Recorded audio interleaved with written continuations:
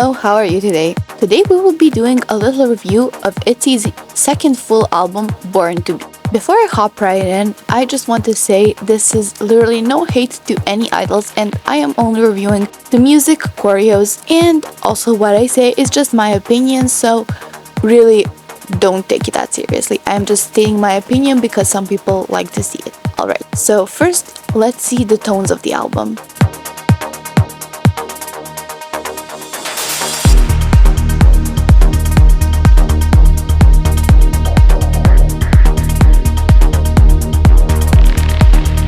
Born to Be is the album opener. I could describe it as brash, harsh, and even wild. The instrumental is very loud, but I don't think it's mixed well with their voices. The verses had some great potential, but sometimes the backtrack just overwhelms their voices and makes it sound too auto-tuned, even though it's decently produced. The mixing, whoever done it, was quite poor, but I do think that the verses and the pre-chorus were good.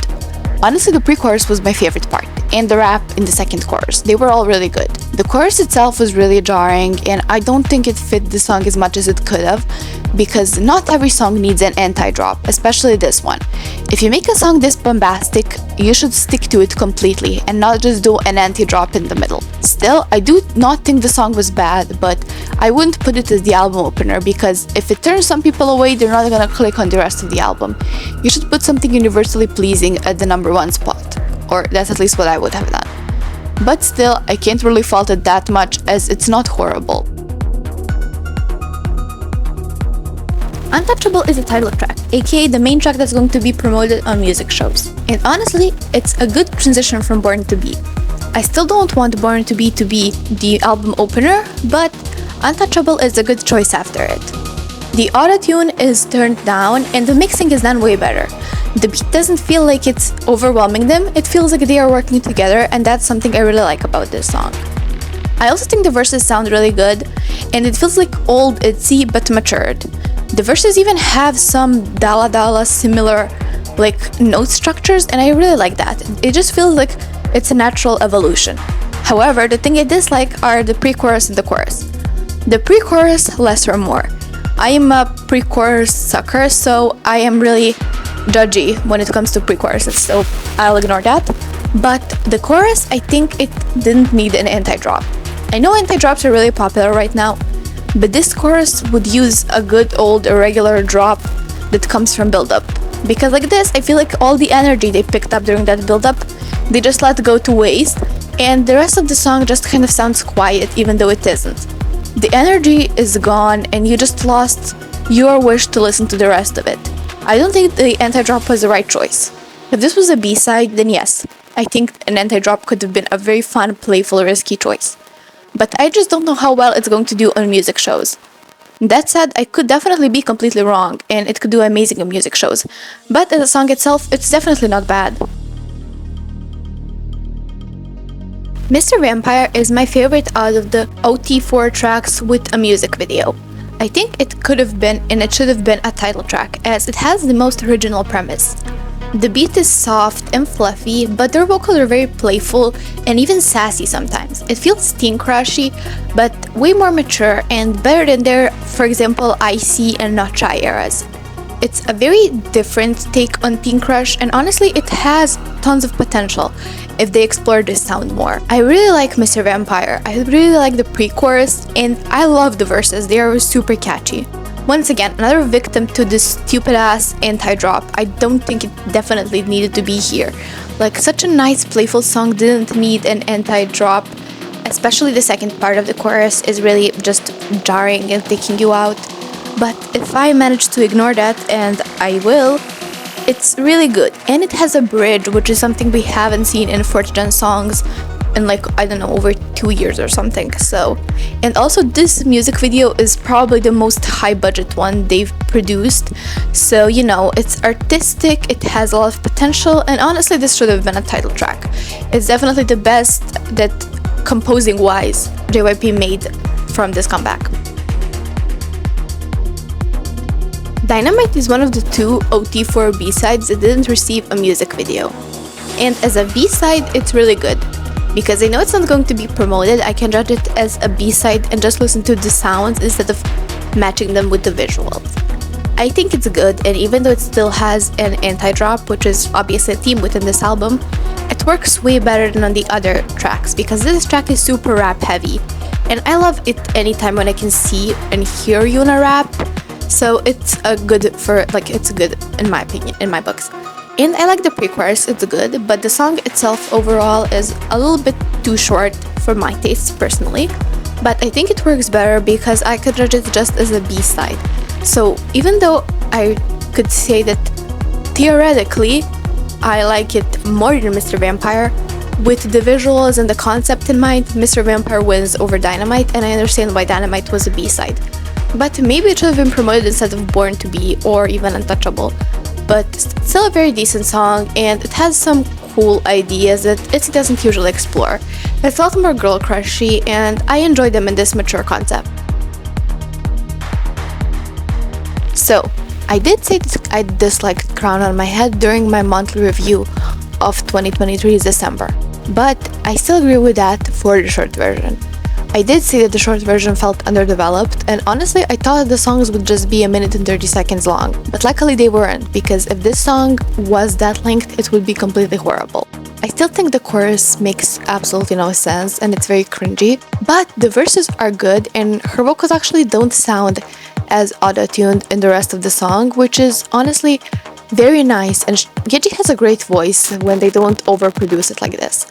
So even though I still dislike the chorus of Crown on My Head, the rest of the song is very catchy. And it flows nicely after Dynamite. It's one of the best progressions on this album. Blossom by Lia is the opening of my favorite third of the album, so a little spoiler, I love these next 3 songs so far. I truly think this is one of the best songs on the album, and its placement is what bothered. Crown on My Head was super harsh and, like I said, a little over auto-tuned, and having Blossom right after it just doesn't fit with the vibe that this album was supposed to have, especially with the kind of song that Blossom is. You can't switch it from harsh song like Crown on My Head and then go to a nice gentle song like Blossom. I will say that the beat of Blossom itself is a little too heavy for the vocals and for what the song is actually about, but Lia's beautiful voice manages to pull it off. I also really like how it's sultry and teasing at the same time, especially in the full version. It opens a new door for Itzy that we didn't see before, especially one that we didn't see in the short version. So honestly, I truly really like it. And the bridge was too good, and an actual proper vocally based bridge, which I really liked. I will say that it feels a little 2010s with the lyrics sometimes, but it's all forgiven because of what vibe Itzy has and their teen crush roots and everything. But it's genuinely one of the best songs on the album. Runaway is Ryujin's solo, and it's the second best track on the album in my humble opinion. It's very much pop punk, and it channels over 2000s Avril Lavigne, and it fits Ryujin's vibes perfectly. Honestly, when only shorts were released, it was between Runaway and Mine by Chaeryeong, but because of the full versions, the Runaway took second place. Some of the verses are a bit cringy, which I understand. That's a characteristic of the genre. Like, the genre itself is quite cringy sometimes, but I still appreciate that it brings it its signature charm. The mixing in this song is noticeably better than in most of the other songs on this album, and overall just the aesthetic and the vision are way more on point. And it does flow okay after Blossom by Lia, although still wouldn't put it that way. I don't like the structure of this album at all.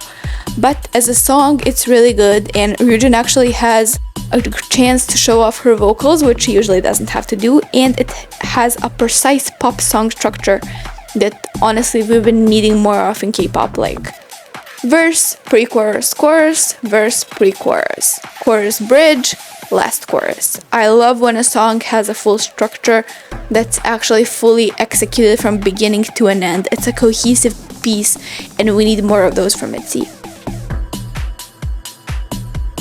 Mine is Chaeryeong solo, and the best song on this entire album, Fight Me. I love city pop, and I love when it's executed well and in K-pop, and honestly, I feel like this song is just most generally publicly praised, and for a good reason. First of all, the music video is actually memorable and dynamic, unlike the others, but the song itself is very relaxing, very easygoing, and perfect for a late night drive. It's so good, you can listen to it on loop, and it has many different meanings that one can discover, which makes the song just not get stale and old. It has longevity, which is important for a song. And honestly, I didn't see it before, but Chaeryeong has some really good soloist potential. This song overall just fits the theme of the album well, and surprisingly, I am okay with the transition between Runaway and Mine. It's one of the only song transitions I agree with. So honestly, all kudos to Mine, the best song on the album. Yet But is one of the strongest tracks personality-wise. It has a strong identity that doesn't fit with the rest of the album, which can be either a good or a bad thing, truly depending on how you look at it. Let's just look at the song itself for now. It has some really interesting visuals and it fits Yuna's personality really well. The first verse is really good, but then it just kind of plays it safe during the chorus and the rest of the song. I feel like this song was one of those that could have benefited from going all out and becoming campy and cutesy, because only if it went all out it would stick out enough for it to be deemed as truly experimental. But because it should fit with the rest of the album, they had to tone down the experimentalness a bit and just made it slightly forgettable. It's cute, but in order to fit it onto the album they had to tone it down, which just lost its potential. It had some incredible moments, and I feel like it truly could have been the next big thing if it was explored properly. But I am afraid that JYP wanted to play it safe, and that's why there isn't much to say of this song. It's cute but forgettable and underproduced. Escalator is the final track of this album, and it's incredibly rappy, which doesn't fit after Yet but even if we ignore that, it's a very rap heavy track with some experimental ad-libs and just a very experimental melody, with the bye being a repeated theme of this song. Now, I think it has something going for it, but it shouldn't have been the closer. A song like this needs to be either in the beginning of the album to entice you and escalate you to go up, or to be somewhere in the middle. But it as a closer makes no sense, because after this type of experimental track, you need something to let out the tension before you wrap up your album. This as an album closer is a very poor decision, but as a song itself, I feel like it's a step in a different direction for Itzy, which could be very good, because some of these songs have been quite stale, and Escalator is very much experimental and different, and we need something like that in the K-pop scene. But I feel like it's an idea that was just left underfinished, like half-assed in a way. Born to Be had big shoes to fill, and I am not sure that it succeed. The Itzy hate train has run rampant, and they truly needed a savior. They needed a miracle for something to get the general public to like them, and I don't think Born to Be is going to be the thing that fixes it. I do truly enjoy some of the songs, and Mine and The Runaway have been on repeat ever since they dropped, but there are some things about this album that feel uncooked. Giving each member a solo is, in theory, a really good idea, but when you make a full album, that leaves only 5 group tracks, out of which the 3 already have music videos and we've seen them before. That leaves only 2 B-sides to allow to explore the thematics of this album, and that's a mini, not a full album. And while I think it's really good to give the members a solo and give them their own chance to shine, I still think that maybe it could have been done differently, maybe a separate mini for the members or something, but this album should have been its own bombastic thing, an Itzy comeback. We are born to be the leaders of this generation. We are born to be experimental, we're heavy, we're tough, we're fierce. And instead, we got a mixed match of genres. Songs like Blossom, Yet But don't particularly fit this album at all. Even songs like Mr. Vampire and Mine just feel a little softer, which is fine. I think albums should have mixings, but the way the songs themselves are arranged makes the album feel like a bad roller coaster, like a very boring one at a fair that just takes you up and down, but there is no real purpose, no real ending. The first track being Born to Be and the last being Escalator is a truly poor decision. And that's sad because I love some of the songs on this album. Like I said, Mine and Yet But are Mine and Runaway are really good. Yet But is also very fluffy and feel good, and Mr. Vampire is an interesting song with a good direction that I honestly kinda like, even though I don't like the anti-drop, but everything else I do really like. I just ignore the chorus, and it's just been such a good chance for Itzy to show what they got and to remind everyone who they truly are. And I think JYP blew it with the promotions and with the structure of the album. Even if the songs themselves aren't changed, just a different promotion, different rearrangement maybe could have been better for them commercially. Now, if I leave the commercials, the album itself as a piece of music is alright. I would personally give it like a 7 out of 10 maybe, and that's a good album. Like a 7 out of 10 is never a bad grade in anything. It's a good album, it's just not as amazing as I had hoped. And not everything needs to be amazing if it's, like I said, commercially well executed. But the music videos just felt like they were saving pieces for a different music video. Maybe if they just let out the member songs and done like a nice 10 group tracks album, it could have had some really good moments, and it had so much potential to be something great and big and incredible, but it just didn't, and that's what makes me kind of sad, because after Kill My Doubt, I had some hope. I reviewed that album on my channel before, and I said I think, maybe Itzy's next will be a step in a different direction, and it will explore the themes that Kill My Doubt had. But Born to Be just felt, like I said many times in this video, underproduced and unfinished. I do recommend you stream songs like Mr. Vampire, Mine, and Runaway are songs that I think are worth streaming and worth listening to, even if you're not a fan of Itzy. And if you are a fan of Itzy, please don't take this as me bashing Itzy or not. I gave the album a 7 out of 10. That means I enjoyed it well enough. Like, if I didn't, I would have given it something lower. But I really did enjoy the album. I'm just sad for the direction they're going for, even commercially, not that much musically. If you enjoyed this video, I would prefer if you could like and subscribe to my channel maybe, and so we can see each other later. Leave me a like, tell me, did you like me, did you dislike me, write me something in the comments. I would really appreciate it, because these videos are making me very passionate, and these videos are my basically passion project. So I would really appreciate it if you like it. Tell me your opinion in the comments, and I will definitely be seeing you in the next one.